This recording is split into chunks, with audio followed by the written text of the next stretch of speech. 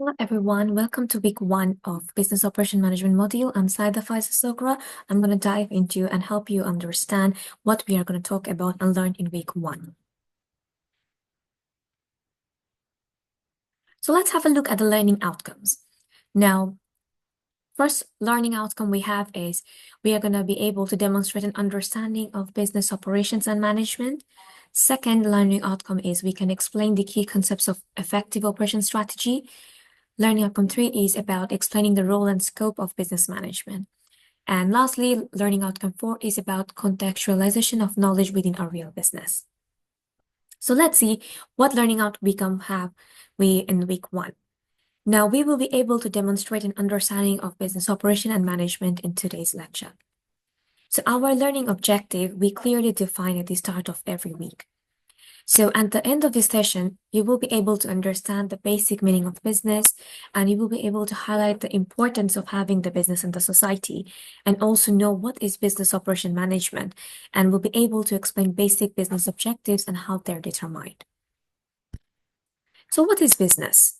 So business is all organization or individual activities which are related with the production and distribution and selling of goods and services to meet the needs of people of society in an ethical manner. That means it's an exchange offer. So you get the product in exchange of money. That is business. Anything that involves directly or indirectly exchanging the product or services in terms of money, we can call them business. Now, what is the importance of having a business? So in short, it's create a lot of economic activities that sustain national and global economies that can boost the economic rate, employment rate, and it can create more employment opportunity and also can improve the standard of living, as well as contribute to growth and innovation and societal development. Obviously, when we have business, it is built based on the needs and the wants of the people of the society. So that's why having a business is quite important. Now let's have a look into a deeper version of each of the factors. So economic growth and development. Now business contribute to GDP growth by producing goods and services. And they also drive innovation and technological advancement. As we know, the whole world is evolving and daily all the businesses are struggling and also striving towards making their business process more effective, more innovative by involving technology. Well, the only drawback they have is that the more advanced technology you have to train your employees according to that, and you have to give them time to understand and accept that advancement, and also it's quite costly. Then we have job creation.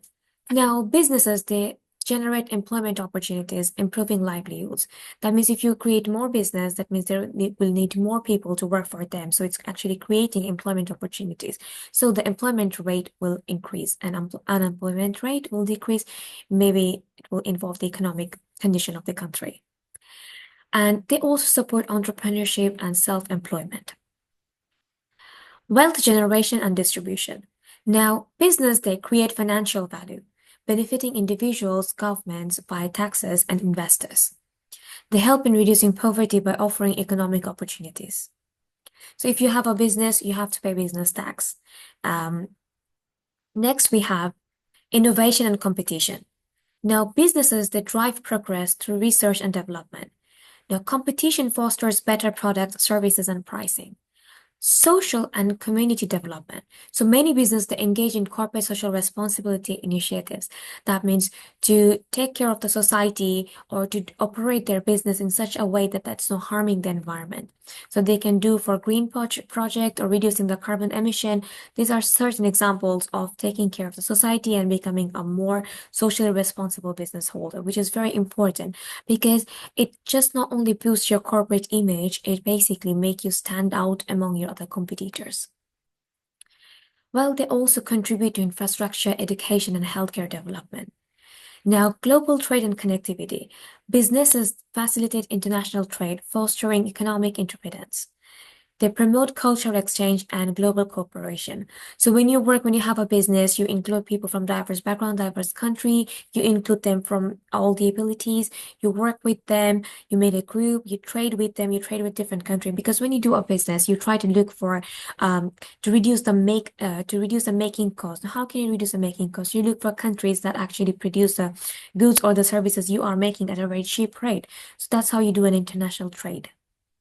And also, this is how you actually promote the culture because you are exchanging two different culture and you can expand globally. Improved standard of living. So businesses that provide goods and services that enhance the people's quality of life, and they make products more accessible and affordable through mass production. Now, why do business exist?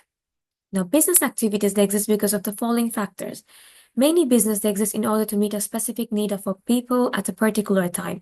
Also, business activity may occur as a purpose of filling a certain gap in the market by producing goods and services to satisfy the customer's need. That means in a certain area or a country, if there is a need of a product, but the product is not available in that place, that means there is a gap for that certain product or service. So for that reason, a business is required to meet the needs and the wants of the customer. Now, an entrepreneur might start a business enterprise because they have the resources and an environment to meet a particular demand for the goods or services they are able to provide.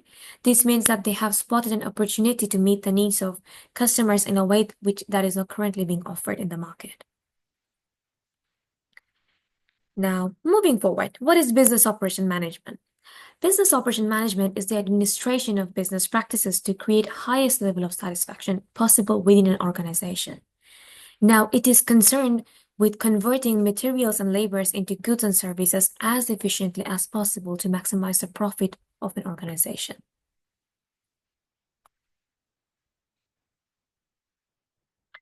Now, there are 6 basic objectives of business. Okay, so we have survival, profitability, customer satisfaction, social responsibility, growth, and stability. Now, let's have a look at survival.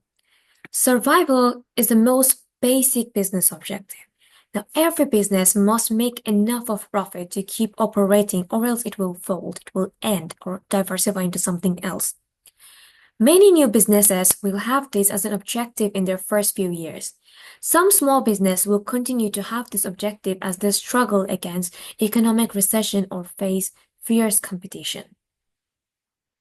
Then we have profitability. This is one of the most important objectives of the business. Now, we normally set business to achieve profits for its owners or shareholders. But we need to keep in mind, while we become more profit centric, we are not actually ignoring the customer needs and wants and also the well being of our employees. Customer satisfaction. This objective, they aim to ensure customers are happy, they're satisfied with the product and service they have got. And one of the major aims of customer satisfaction is that the customers will show loyalty and return to buy from the business in the future again. So to have a long-term customer loyalty, we can actually have a customer loyalty card or maybe make a point system so that after reaching or getting certain points, they can get a free voucher or free gift. Social responsibility. This objective is concerned with the business activities not causing damage to the environment or people. For example, some business use biodegradable packaging to reduce the harm it does to wildlife or the atmosphere. Now, for example, in 2020, according to an article, it was stated that all these Starbucks or Costa, they should be changing to non-biodegradable packaging for the benefit of the society. Growth.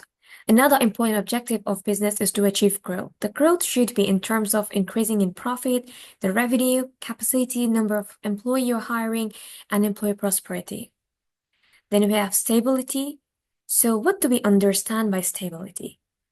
Stability means continuity of business. How you can continue your business. So when you plan for a business, maybe we plan for 2 years, 3 years, 5 years, but then there are certain circumstances, certain crises we face. So we have to plan about all of those things so we can be stabilized throughout those years we have planned, because you cannot have no contingency. And then if you don't have any contingency, you're going to end, the business going to end if there is any crisis coming up. So an enterprise or business should have achieve stability in terms of customer satisfaction. So you can achieve stability through customer satisfaction. That means if you have good customer loyalty, they're coming back to you again and again, you can be stabilized, or you can measure your stability through that. Or creditworthiness or employee satisfaction. That means your employees are really happy with you, they're satisfied with you, the way they're working and the environment they're getting, the benefit they're getting. So a stable organization can easily handle changing dynamics of the market. And that is the end of our week 1. Thank you.